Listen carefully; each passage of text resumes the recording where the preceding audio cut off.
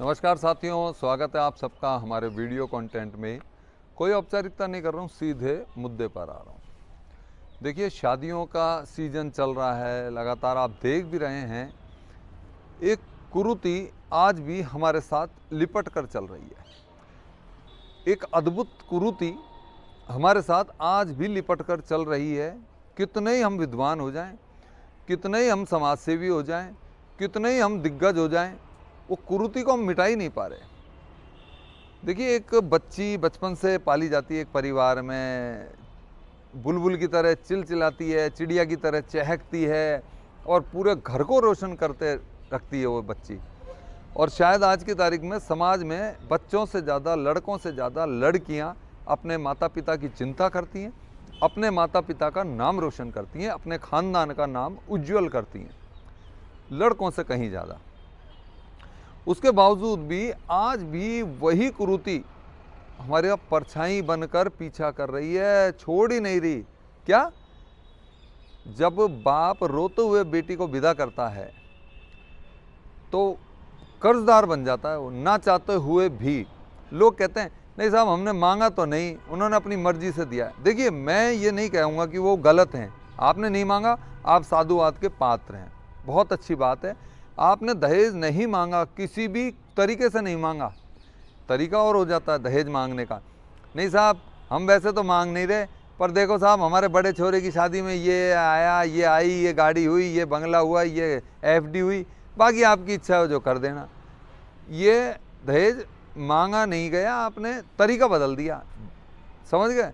वैसे मैं आपकी जानकारी के लिए बता दूं, दहेज जो है ना, वो एक सामाजिक भीख है वो भी भीख ही। मांग रहे हो आप, रास्ता आपने बदल लिया।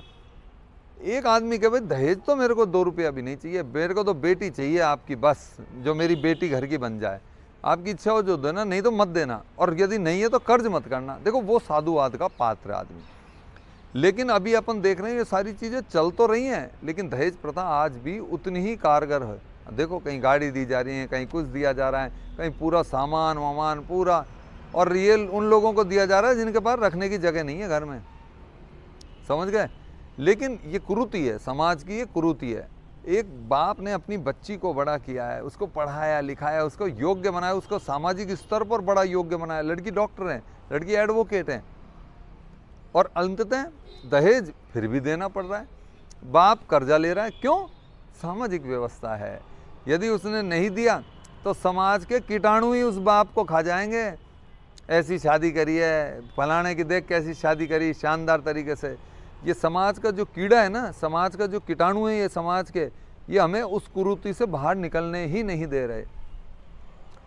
देखिए, मेरी अपनी वीडियो बनाने का उद्देश्य सिर्फ इतना सा है कि वो लोग साधुवाद के पात्र हैं मेरी नज़र में, जो ये कहते हैं भाई साहब आप कर्जा मत लेना, आपकी इच्छा है। भाई देखो, लोगों का मंशा रहती है कि मेरी बच्ची है, आज मेरी बच्ची जा रही है तो मैं मेरी बच्ची को दान स्वरूप क्या क्या चीज़ दूँ। एक ये भाव होता है। एक को ज़बरदस्ती प्रेशराइज करके कि समाज ये चाह रहा है या लड़के वाले ये चाह रहे हैं, तो मैं समझता हूँ ये तो भीख है, 100% भीख है। और ऐसे लोगों का, देखिए, मैं अब इस प्लेटफार्म के माध्यम से ये कहना चाह रहा हूँ कि ऐसे लोगों का बहिष्कार करना शुरू करो आप, यदि ये कुरीति आपको बंद करनी है तो। नहीं तो आप कितने ही बड़े वैज्ञानिक हो जाओ, चाहे आप चांद पर पहुँच जाओ, चांद पर भी प्लॉटिंग हो जाएगी, वहाँ भी यदि लोग रहने लग जाएंगे ना, वहाँ भी दहेज मांगेंगे। ये भीख है, ये सामाजिक व्यवस्थाओं की भीख है। और आदमी राजी होता है, अरे साहब इतना दहेज, अरे साहब बड़ा वो। कोई अहमियत नहीं रखता ये सब चीज़ें, कुछ नहीं अहमियत रखता। अहमियत ये रखता है कि वो आदमी अपनी बच्ची की शादी कर रहा है, अपने जिगर का टुकड़ा आपको दे रहा है जीवन भर के लिए, तो आप उससे पैसा ले रहे हो, आप उससे साजो सामान ले रहे हो। शेमफुल फील होना चाहिए इस समाज को मेरी नज़र में। वो लोग साधुवाद के पात्र हैं जो सच में दहेज मांगते नहीं हैं, बिल्कुल डिमांड नहीं करते, और वो इस प्रथा को ख़त्म करना चाहते हैं। मैं तो ये कहूँगा कि आप भी संकल्प लीजिए कि आप दहेज मांगेंगे नहीं।